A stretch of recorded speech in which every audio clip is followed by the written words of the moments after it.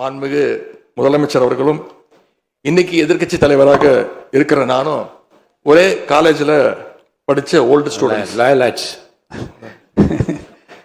ஒரே காலேஜில் நாம் படிச்சிருந்தாலும் அரசாங்கத்தை நடத்துறதுல திமுக தான் சீனியர் பேட்ச். அது உங்களுக்கு தெரியும். 1967 ஆட்சிக்கு வந்தது திமுக தான். நாங்கள் தான் சீனியர்ஸ். அந்த அடிப்படையில் எங்களுடைய நாலேஜையும் எக்ஸ்பீரியன்ஸையும் நாங்கள் ஷேர் பண்ணிக்க ரெடியாக இருக்கோம். அதை ஏற்றுக்க நீங்களும் தயாராக இருங்க.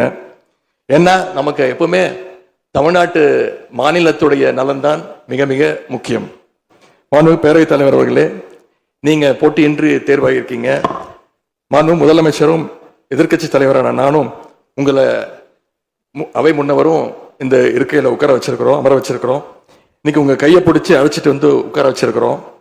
இனி எங்கள் ரெண்டு தரப்பையும் நீங்கள் தான் கையை பிடிச்சி அரவணைச்சு கோவம் இல்லாமல் கோவப்படாமல், நீங்கள் கோவப்பட மாட்டீங்கன்னு தெரியும். உங்களை கோவப்படுத்துகிற மாதிரி எந்த செயலையும் நாங்கள் செய்ய மாட்டோம். சட்டமன்ற ஜனநாயகத்தில் ஆளுங்கட்சி காதுகளாகவும் எதிர்கட்சி குரலாகவும் இருக்க வேண்டும். அதில் தான் இந்த அவையுடைய பெருமை நிச்சயம் அடங்கி இருக்கு.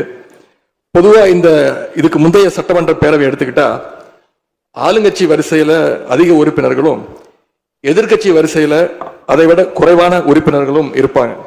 ஆனா இந்த முறை கிட்டத்தட்ட ஆளுங்கட்சிக்கு இணையான எதிர்க்கட்சி வரிசை வலிமையா இன்னைக்கு அமைஞ்சிருக்கு. அதுதான் இந்த பேரவையுடைய இன்னொரு கூடுதல் சிறப்பு.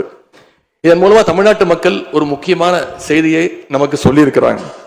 அது என்னன்னா, எதிர்க்கட்சி வரிசை மிக மிக வலிமையாக இருந்து இந்த அரசை, புதிய அரசை வழிநடத்தணும், ஆக்கப்பூர்வமான விமர்சனங்களை முன்வைக்கணும் அப்படின்னு மக்கள் நமக்கு சொல்லி இருக்கிறாங்க. நான் நம்புறேன்.